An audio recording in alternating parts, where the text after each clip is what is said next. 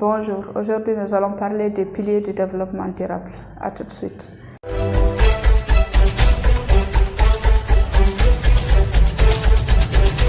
Je m'appelle Moussokoro Sidibé, je suis environnementaliste de formation et passionné de l'environnement. Et vous êtes sur votre chaîne MS Environnement et Développement.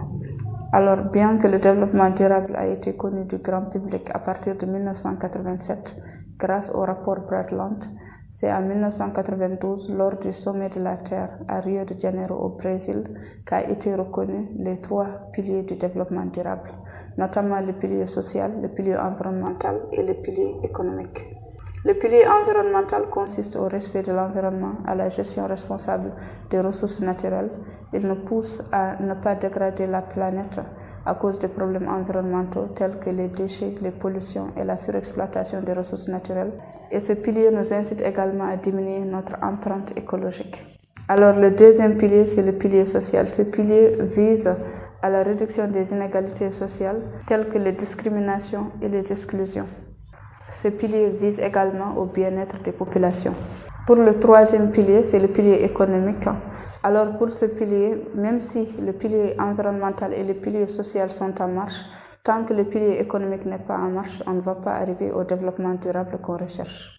Je m'explique. Par exemple, dans une société ou bien une entreprise, si on met en marche le pilier social et le pilier environnemental et qu'il n'y a pas de profit, cette société ou cette entreprise va finir par fermer. Alors là, on ne va pas dire qu'on a fait du développement durable.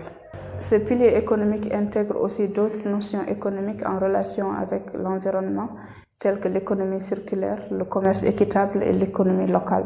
Alors on va parler du pilier suivant, il s'agit du pilier culturel. Ce pilier, il y a des experts qui ont demandé l'ajout de ce pilier parmi les piliers du développement durable, car ils considèrent que la diversité culturelle participe à la réalisation du développement durable. Et finalement, c'est en 2002, lors du sommet de la Terre de Johannesburg, au niveau de l'Afrique du Sud, que le pilier culturel a été reconnu.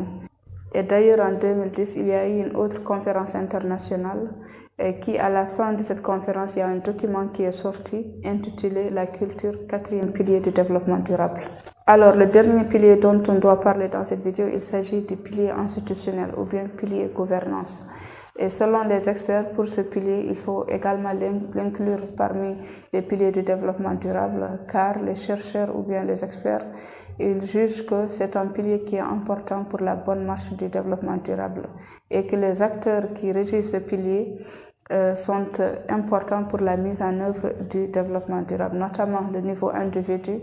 Il y a également les associations, les collectivités locales telles que les mairies, les communes, il y a les États. Donc tous ces niveaux sont importants pour la mise en place et aussi pour la mise en œuvre des activités du développement durable. Alors cette vidéo c'était juste pour vous parler des piliers du développement durable qui sont importants pour la suite des vidéos qui vont venir.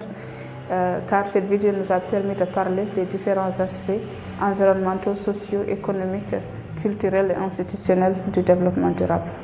Donc là, on est arrivé à la fin de cette vidéo. Je vous remercie de l'avoir suivi.